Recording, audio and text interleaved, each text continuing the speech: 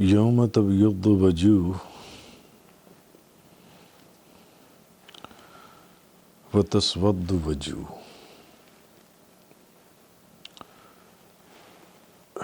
جس دن بعض چہرے سفید ہوں گے اور بعض چہرے سیاہ ہوں گے۔ فَأَمَّا الَّذِينَ اسْوَدَّتْ وُجُوهُهُمْ، سو جن لوگوں کے چہرے سیاہ ہوں گے ان سے کہا جائے گا اَكَفَرْتُمْ بَعْدَ ایمانکم، تم نے ایمان لانے کے بعد کفر کیا۔ فَذُوقُوا الْعَذَابَ بِمَا كُنْتُمْ تَكْفُرُونَ، تو اب تم عذاب چکھو یا عذاب کا مزہ چکھو اس سبب سے کہ تم کفر کرتے تھے، انکار کرتے تھے۔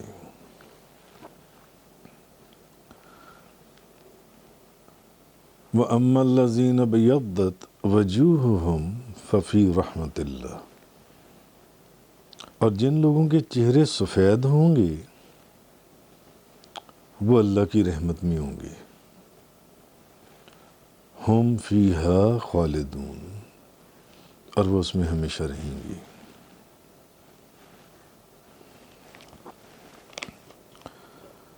اب آگے فرمایا، پیچھے تو یہ تھا نا کہ تم لوگ بھی ان لوگوں کی طرح نہ ہو جو آپس میں اختلاف کرتے ہیں، تفرقے بازی کرتی ہیں، گروپس میں ڈیوائیڈ ہو جاتی ہیں، یا تفرقے باز نہ بنو، ڈیوائیڈر اور سپلنٹر نہ بنو کہ تم لوگوں کو توڑنے والی، علیحدہ علیحدہ کرنے والی، گروپس میں تقسیم کرنے والی بن جاؤ۔ اور پھر ان لوگوں کو جو ایسے لوگ ہیں جو گروپس بنانے والے، گروپس کے اندر جانے والے، توڑنے والے لوگوں کو، تفرقے بازی میں جانے والے، ان کے اوپر نبیوں کی زبان میں لعنت فرمائی گئی تھی کہ ان کے اوپر لعنت ہے جو ایسا کام کرتے ہیں۔ وجہ کیا تھی کہ جب وہ کسی کو گناہ کرتے ہوئے دیکھتے تھے تو اس کو گناہ سے روکتے نہیں تھے، اور نہ ہی کسی کو نیکی کی ہدایت دیتے تھے، نیکی کی بات کہتے تھے، جس کی تفصیل سے تفسیر کا بیان ہوا۔ اگر کسی کو جھوٹ بولتے دیکھتے تھے اس کو جھوٹ بولنے سے نہیں روکتے تھے، غیبت کرنے سے نہیں روکتے تھے، رشوت لینے سے نہیں روکتے تھے، چوری کرنا، ڈاکہ ڈالنا، حرام کا مال کھانا، رشوت لینا، زنا کرنا نہیں روکتے تھے۔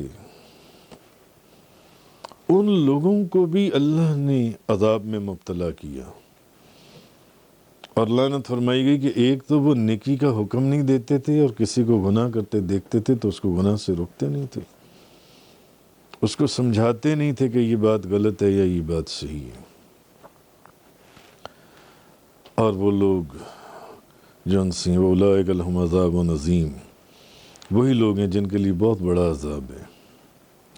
اب آگے فرمایا آیت نمبر 106 میں، یوم تبیض وجوہ وتسود وجوہ، جس دن بعض چہرے سفید ہوں گے اور بعض چہرے سیاہ ہوں گے۔ فَأَمَّا الَّذِينَ اسْوَدَّتْ وُجُوهُهُمْ، تو جن لوگوں کے چہرے سیاہ ہوں گے ان سے کہا جائے گا اَكَفَرْتُمْ بَعْدَ ایمانکم، تم جو انکار کرتے تھے یا ایمان لانے کے بعد کفر کیا، فَذُوقُوا الْعَذَابَ بِمَا كُنْتُمْ تَكْفُرُونَ، اب تم ذرا ہمارے عذاب کا مزہ تو چکھو، اب تم اس عذاب کا مزہ چکھو۔ کیوں؟ تم انکار کرتے تھے، کفر کرتے تھے۔ اور آگے فرمایا وَأَمَّا الَّذِينَ ابْيَضَّتْ وُجُوهُهُمْ فَفِي رَحْمَةِ اللَّهِ، تو جن لوگوں کے چہرے سفید ہوں گے وہ اللہ کی رحمت میں ہوں گے، ان کو اللہ کی رحمت گھیرے ہوئی ہوگی، جن کے چہرے سفید ہوں گے۔ یہ وہ لوگ ہیں جو گناہوں سے بچتے رہے، ان کے قیامت والے دن چہرے سفید ہوں گے، اور بعض چہرے کالے ہوں گے جو گناہوں سے بچتے نہیں تھے اور گناہوں پر اصرار کرتے تھے اور تکرار کرتے تھے، بار بار اس گناہ کو کرتے تھے۔ ہم فیہا خالدون، تو جن لوگوں کے چہرے سفید ہوں گے وہ اللہ کی رحمت میں ہوں گے، اللہ کی رحمت میں ہوں گے۔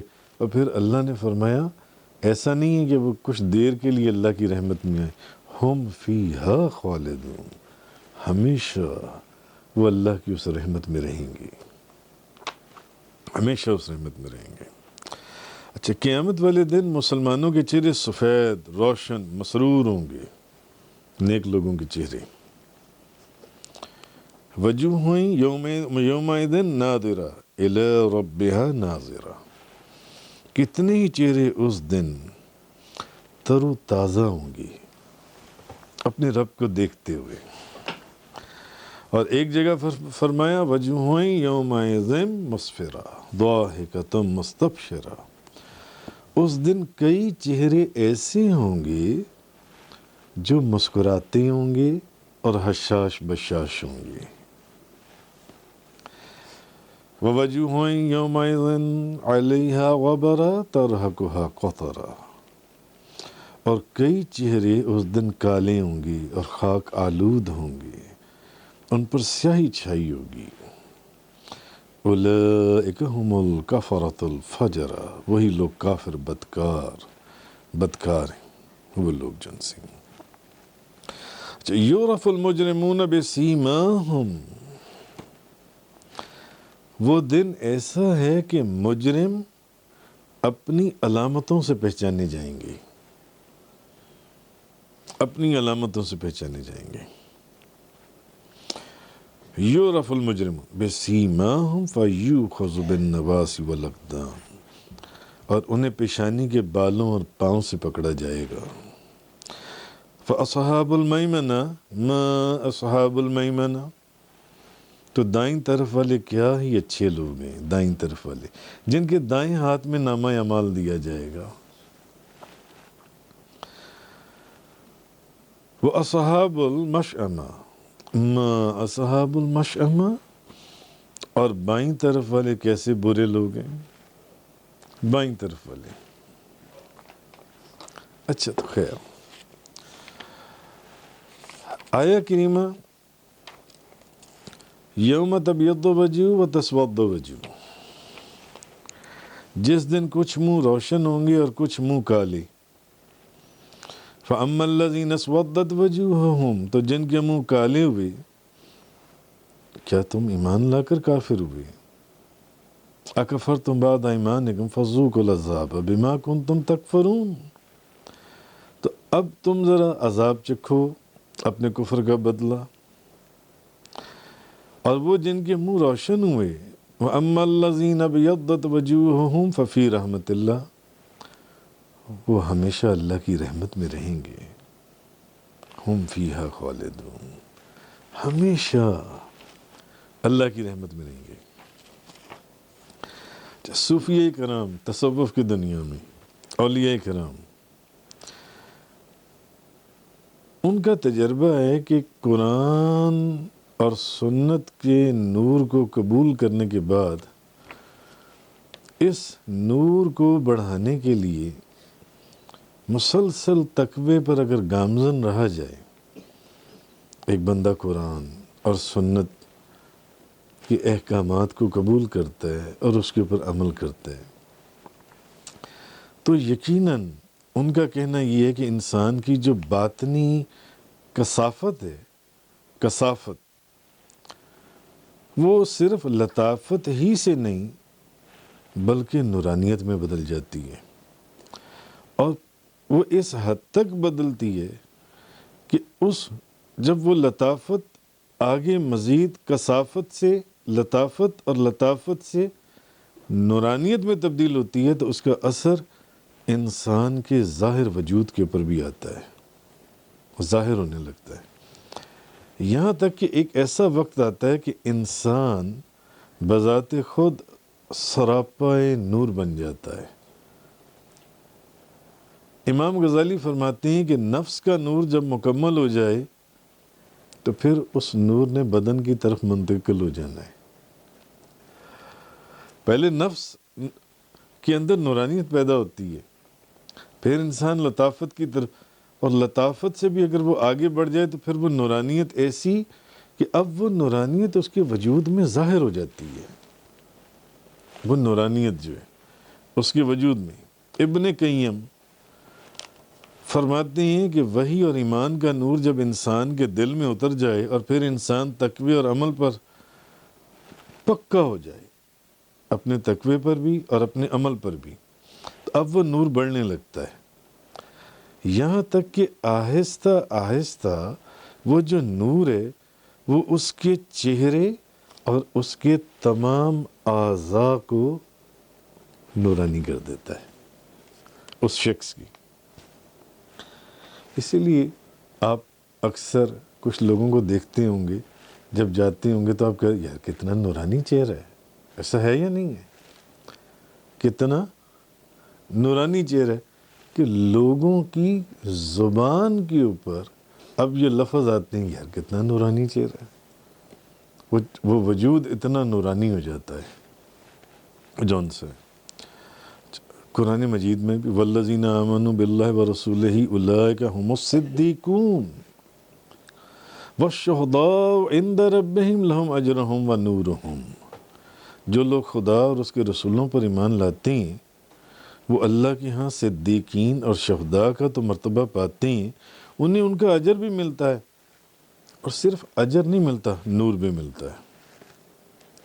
تو صوفیاء کرام، بزرگان دین، اولیاء اعظام، جو لوگ ذکر اللہ کے اور مراقبے پر مہارت رکھتے ہیں، انہیں یہ بات معلوم ہے کہ صرف 5 منٹ کا جو ذکر خفی یا 5 منٹ کا جو مراقبہ ہے وہ دل کی دنیا میں ایک طوفان برپا کر دیتا ہے، مگر وہ ذکر خفی یا اللہ کا ذکر یا مراقبہ، شرط یہ کہ اس میں ایک کانسٹینسی یا سٹیبلٹی ہونی چاہیے، استقامت اور مداومت ہونی چاہیے، تو وہ 5 منٹ کا، تو جو لوگ کئی کئی گھنٹے اس اللہ کے ذکر میں یا مراقبہ، 5 منٹ کے ذکر کی یہ برکت ہے کہ وہ ان کے دل کی دنیا کے اندر جو ہے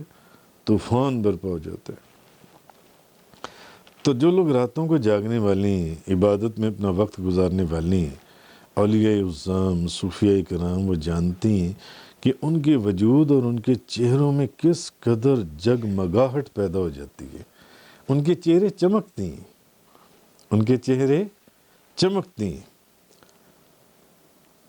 اب میں نے بغداد شریف میں شیخ سرئی سوکتی کے مرید شیخ ابو الحسن نوری کے مزار پر حاضری دی، اور ان کو شیخ ابو الحسن کو نوری اس لیے کہا جاتا تھا کہ آپ رات کے وقت جب گفتگو فرماتے تھے تو آپ کے چہرے سے ایسا نور طلوع ہوتا تھا جو پورے گھر کو روشن کر دیتا تھا، پورے گھر میں روشنی ہو جاتی تھی۔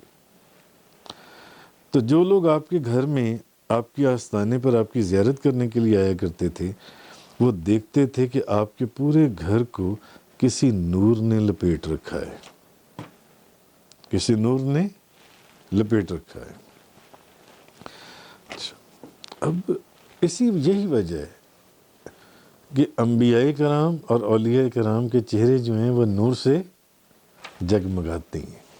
انبیاء کرام اور اولیاء اعظام، ان کے چہرے نور سے جگمگاتے ہیں، تو جب ان کے چہرے نور سے جگمگاتے ہیں تو یہی اس بات کی حقیقت ہے کہ یہ لوگ فقط اپنے چہروں سے لوگوں سے اسلام قبول کروا لیتے ہیں، صرف اپنے چہروں سے۔ حضرت عبداللہ بن سلام مدینہ منورہ میں یہودیوں کے سب سے بڑے عالم، فرماتے ہیں جب حضور مکہ سے ہجرت فرما کر مدینہ منورہ تشریف لائے تو لوگوں کی ٹولیاں آپ کی زیارت کے لیے جا رہی تھیں، نبی پاک صلی اللہ علیہ وسلم کی۔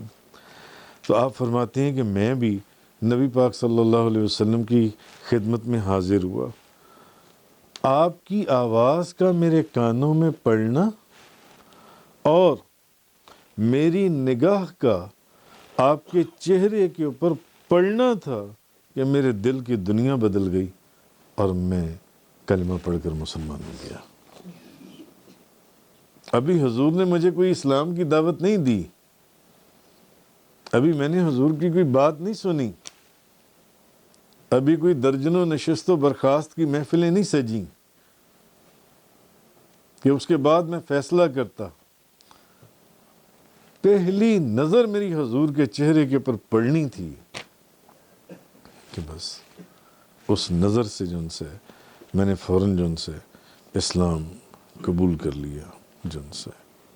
اچھا، اب آپ دیکھیں، اسی طرح کہنے کا مقصد یہ ہے کہ جن لوگوں نے پاک پتن شریف کو دیکھ لیں یا بغداد شریف کو دیکھ لیں، حضور پیران پیر شیخ عبدالقادر جیلانی، خواجہ محمد عمر شہاب الدین سہروردی، خواجہ خواجگان حضرت بہاؤالدین نقشبند، یا اجمیر میں سلطان الہند خواجہ غریب نواز، یا پاک پتن کے اندر بابا فرید الدین گنج شکر، یا حضور داتا گنج بخش علی عثمان حجویری، آپ ان لوگوں کو دیکھ لیں، یہ کون سی دولت کے سمندر لے کر آئے تھے، یا کون سے یہ اپنے ساتھ کوئی فوجی اور جنگی لشکر لے کر آئے تھے، یا کون سے انہوں نے وہاں پر مناظرے کیے علماء کے ساتھ اور یہ مناظر اسلام بن کر آئے تھے؟ نہیں، کچھ بھی۔ یہ وہ ہستیاں تھیں جنہوں نے فقط اور فقط اپنے چہروں سے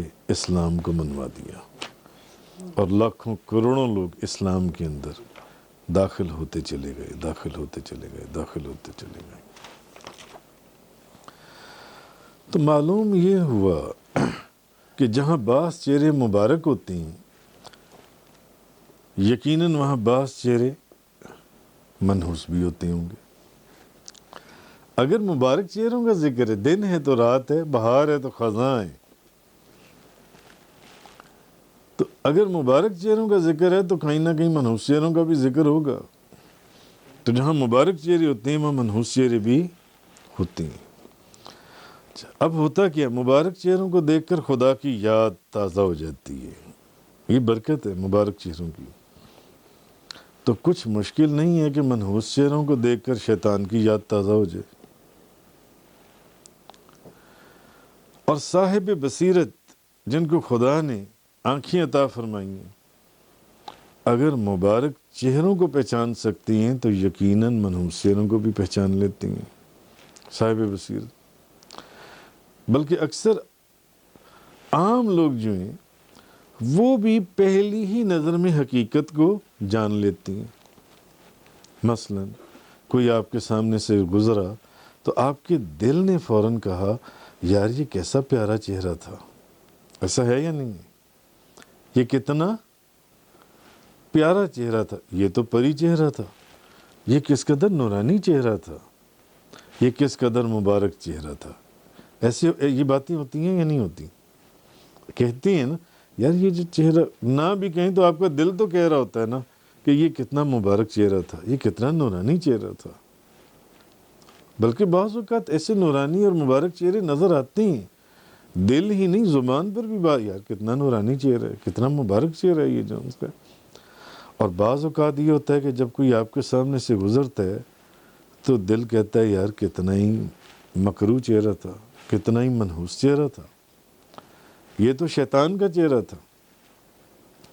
حالانکہ وہ انسان تھا، شیطان نہیں۔ جس کو دیکھ کر آپ کو شیطان یاد آیا اور جس کو دیکھ کر خدا یاد آیا وہ بھی انسان ہی تھا، رحمان نہیں۔ تو یہ سب کچھ کیا ہے؟ کسی کو دیکھ کر خدا یاد آئے اور کسی کو دیکھ کر شیطان یاد آئے۔ تو اصل میں بعض لوگوں کے چہرے اپنے اعمال اور چال چلن کا آئینہ ہوتے ہیں۔ بعض لوگوں کے چہرے اپنے اعمال اور چال چلن کا آئینہ ہوتے ہیں۔ نیکیوں کا نور چہرے میں، برائیوں کی نحوست چہرے کے اندر۔ اب جو بندہ زانی ہے، جو بندہ شراب پیتا ہے، جو بندہ رشوت لیتا ہے، چوری کرتا ہے اور بدکاری کے گناہ اور کام کرتا ہے، وہ ایسے جو لوگ ہیں وہ چہروں سے پہچانے جاتے ہیں۔ ان کے چہروں پر نور نہیں ہوتا، پھٹکار ہوتی ہے۔ ان کے چہروں کو دیکھ کر سکون نہیں ملتا، کراہت ہوتی ہے۔ ایسا ہے نا، ان کے چہروں پر نورانیت نہیں ہوگی، منہ پر نوست ہوتی ہے، کراہت ہوتی ہے، معصیت ٹپکتی ہے ان کے وجود سے۔ ان کے وجود سے آپ کو کچھ نہ کچھ گمان ہوتا ہے، یار یہ شکل ہی بتا رہی ہوتی ہے کہ یہ کس اچھا۔ تو جو لوگ گناہ کبیرہ کے مرتکب رہتے ہیں، خواہ وہ خوش شکل ہی کیوں نہ ہوں، تو لوگوں کی بدکاریاں بزرگوں کی نگاہوں سے پوشیدہ نہیں۔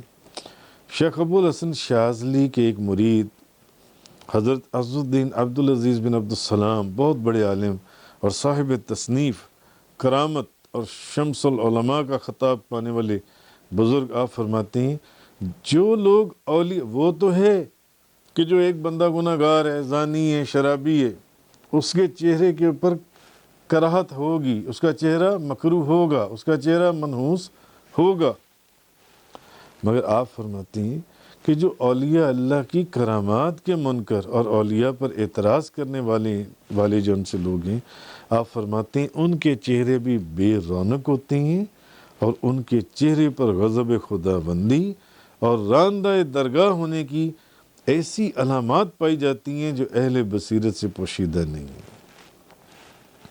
تو آپ فرماتے ہیں کہ اللہ تبارک و تعالیٰ نے بھی روشن اور تاریک چہروں کا ذکر فرمایا، جس آیت کا بیان ہے یوم تبیض وجوہ و تسود وجوہ، جس دن کچھ منہ روشن ہوں گے اور کچھ منہ کالے ہوں گے۔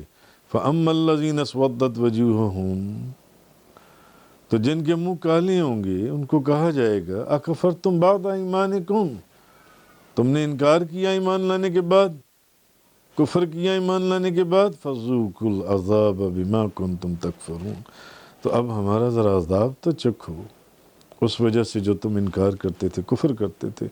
وَأَمَّا الَّذِينَ ابْيَضَّتْ وَجُوهُهُمْ فَفِي رَحْمَةِ اللَّهِ، تو جن کے منہ اس دن سفید ہوں گے، جن کے منہ اس دن روشن ہوں گے، وہ اللہ کی رحمت میں ہوں گے اور وہ ہمیشہ اس میں رہیں گے۔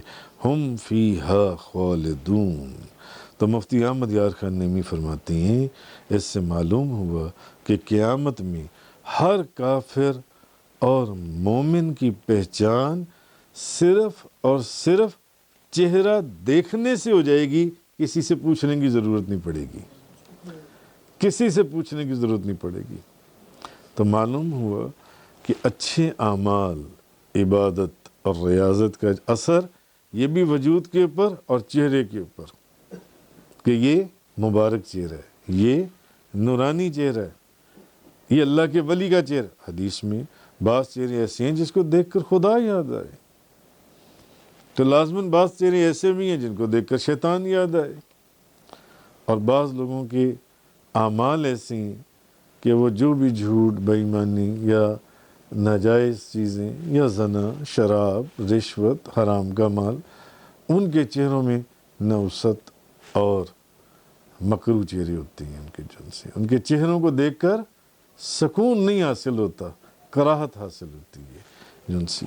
تو یہ چیز اللہ تبارک و تعالیٰ نے اس آیت میں بیان فرمائی، یوم تبیض وجوہ و تسود وجوہ، جس دن بعض چہرے سفید ہوں گے اور بعض چہرے سیاہ ہوں گے۔ آگے فرمایا تلک آیات اللہ نتلوها علیک بالحق وما اللہ یرید ظلما للعالمین، یہ اللہ کی آیتیں ہیں جن کو ہم آپ پر حق کے ساتھ تلاوت فرماتے ہیں، اور اللہ جہان والوں پر ظلم کا ارادہ نہیں کرتا. اللہ تعالیٰ جن سے جہان والوں پر ظلم کا ارادہ نہیں کرتا. اور آگے فرمایا وَلِلَّهِ مَا فِي السَّمَاوَاتِ وَمَا فِي الْأَرْضِ وَإِلَى اللَّهِ تُرْجَعُ الْأُمُورُ. اور اللہ ہی کی ملکیت میں جو کچھ آسمانوں میں اور جو کچھ زمینوں میں، اور اللہ ہی کی طرف تمام چیزیں لوٹائی جائیں گی. کیا فرمایا؟ وَلِلَّهِ مَا فِي السَّمَاوَاتِ وَمَا فِي الْأَرْضِ. اللہ ہی کی ملکیت میں جو کچھ آسمانوں میں اور جو کچھ زمینوں میں، وَإِلَى اللَّهِ تُرْجَعُ الْأُمُورُ، اور اللہ ہی کی طرف تمام چیزیں لوٹائی جائیں گی. اب پچھلی آیت میں ساتھ ہی یہ فرمایا کہ اللہ جہان والوں پر ظلم کرنے کا ارادہ نہیں کرتا. اب اس آیت میں اللہ تعالیٰ نے اس بات پر دلیل بیان فرمائی ہے کہ ظلم کا معنی ہے کسی غیر کی ملک میں تصرف کرنا.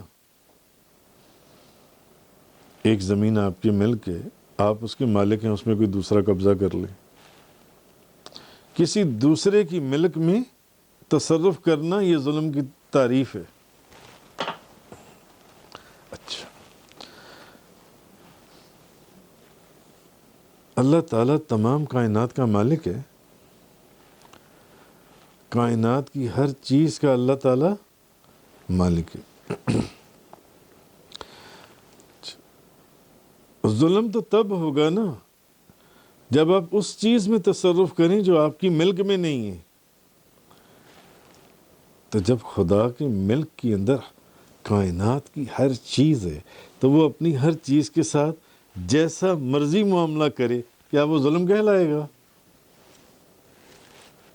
وہ ظلم نہیں ہے. اگر وہ تمام آسمانوں اور زمینوں کی مخلوق کو اٹھا کر جہنم میں ڈال دے تو یہ اس کا ظلم نہیں. وہ کسی دوسرے کی ملک میں تو تصرف نہیں کر رہا، وہ اس کی اپنی ملک ہے، وہ مالک ہے. کیونکہ وہ مالک ہے اور مالک اپنی ملکیت میں ہر قسم کا تصرف کر سکتا ہے.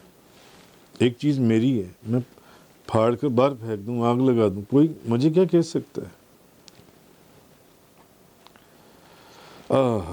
مگر ایک علیحدہ بات ہے کہ وہ ایسا کرے گا نہیں. وہ ایسا اگر وہ چاہے تو تمام مخلوق کو جہنم میں ڈال دے، کوئی اس پر ظلم کا نام لے سکتا ہے؟ نہیں لے سکتا. مگر وہ ایسا کرے گا نہیں، کیونکہ اس نے اپنے فضل و کرم سے نیک لوگوں کو اجر اور ثواب دینے کا وعدہ کیا ہے. نیک لوگوں کو اپنے فضل سے اور اپنے کرم سے اس نے نیک لوگوں کو اجر اور ثواب دینے کا وعدہ کیا ہے.